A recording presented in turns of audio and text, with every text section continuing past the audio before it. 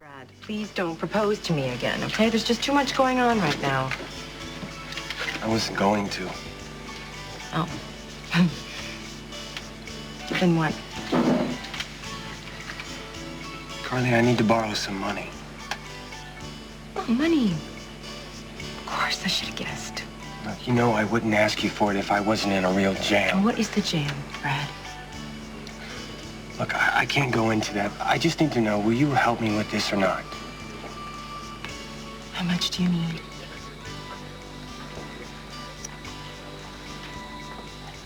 $5 million. Let's just chump change. Why don't I run and get my purse? Look, I know it's a lot. You really don't waste any time, do you?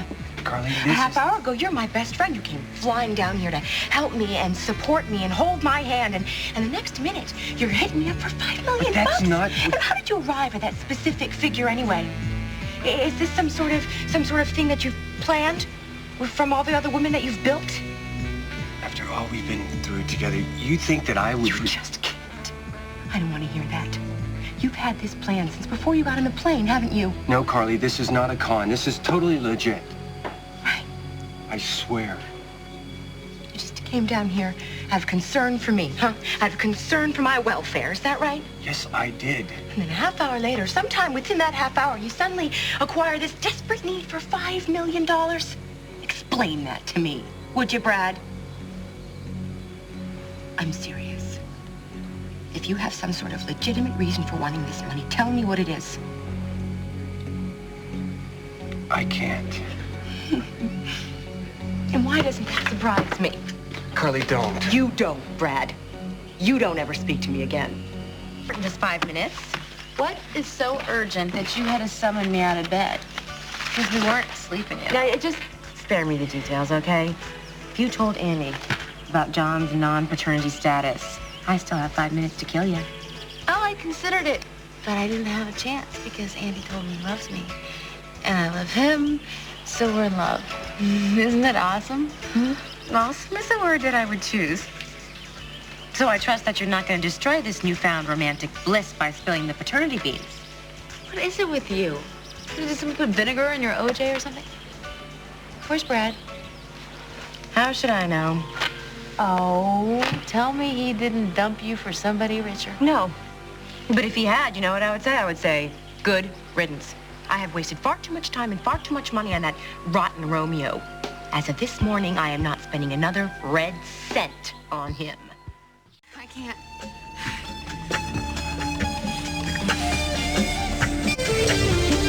Oh, God, say it. Say you still love me.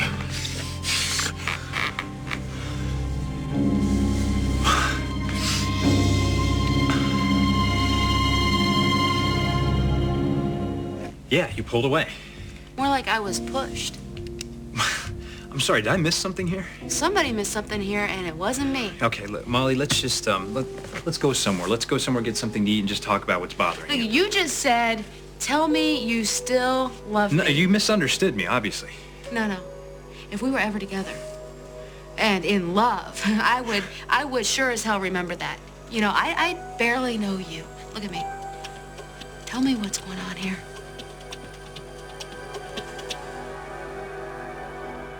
You two look nothing alike. Her name was Annette, and we were incredible together. I mean, it was terrific right from the start.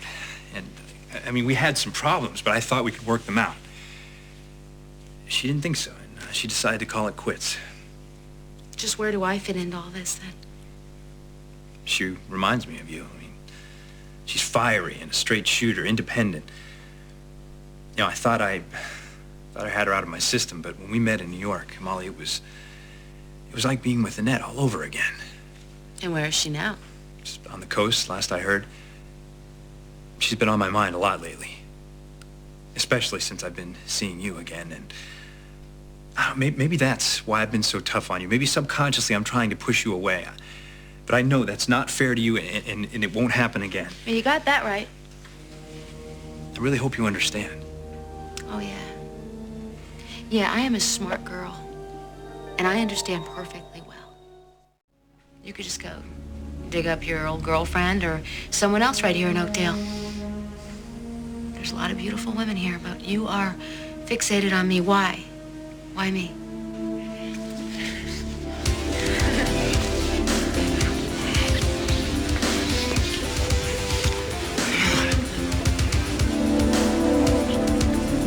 Hello? I'm waiting.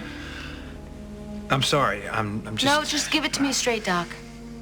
Why can't you get me out of your system? Julia, forgive my curiosity, but I just have to ask. Mm-hmm. Isn't it a little risky giving up the doc who just got you off those nasty tranks? Go to hell, Carly. Now, Julia, before you work yourself into another snit, listen up. I left a note for Jack at the house. Do you know if he got it? I'm surprised you didn't stand around and deliver it in person. I have important news for Jack, and I'm really hoping that you didn't do anything to that note before he got a chance to see it. Let's not drag up all that stuff, shall we? I just can't believe that Jack wouldn't call me back if I asked him to. He always has before. Mm-hmm. Look, he got your note, okay? I know that for a fact. If getting back to you isn't his top priority, that's not my problem. Excuse me. I have work to do. Goodbye.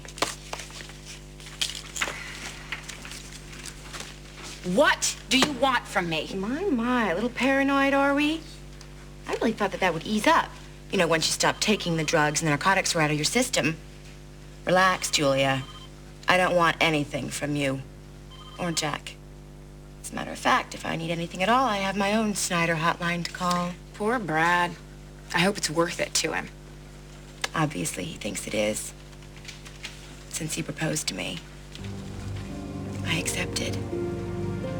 Very soon, I'm gonna be Carly Snyder, Jack's loving sister-in-law. It's just so pathetic. I beg your pardon. Nothing you've done so far has been able to get Jack to want you again, Carly. You're getting a little bit desperate.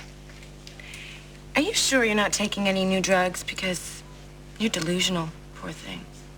Everyone sees right through you, Carly. All right, Julie, let's call it truce, shall we? Because all of this hostility, well, it's never going to be good for the family. Just think of all the occasions we'll be together. Thanksgivings with Dolores and Emma. Every single Snyder birthday.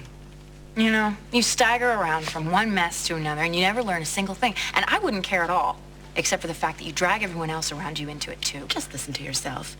I tell you happy news, and you get positively vicious. Tell me, has Jack seen this side of you?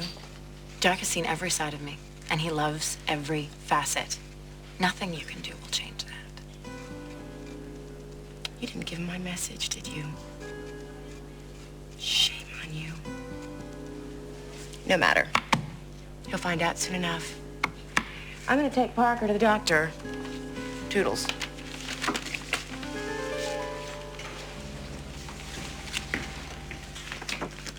You gave me such a hard time before, I didn't even get a chance to tell you the most important piece of information.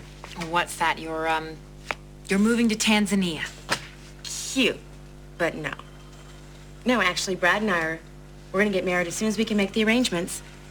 So I guess that means my wedding will be before yours. You know, I'm surprised you didn't ask for a double wedding. So cozy. The four of us? Swell idea. It's not gonna happen, Carly. You're gonna have to lighten up, Julia. We're all gonna be one big, happy clan. You know, Dolores was so suspicious of you. I thought she went a little overboard on the subject, but it turns out she was dead on. Between us girls, I consider Dolores more of a bimbo-in-law than a mother-in-law. Why? Because she has your number? She warned me you might try to worm your way into the family, use Brad to get to Jack. Well, some mother. She thinks her own son can't attract a woman on his own. She knows that Brad can attract whatever woman he wants. Did I happen to mention that when I ran into Dolores in the Caribbean, she was really smashed? I hope she gets herself into some sort of 12-step program. Oh, gee. Maybe you can attend meetings together when she's in town. Wouldn't that be fun? Have you ever heard the expression flogging a dead horse?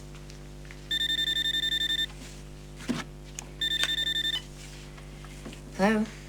Julia, it's Holden. Listen, Jack is on his way over to see you. He knows. I had to tell him. What do you mean he knows? Knows what? Everything. Wait. You don't mean about... David.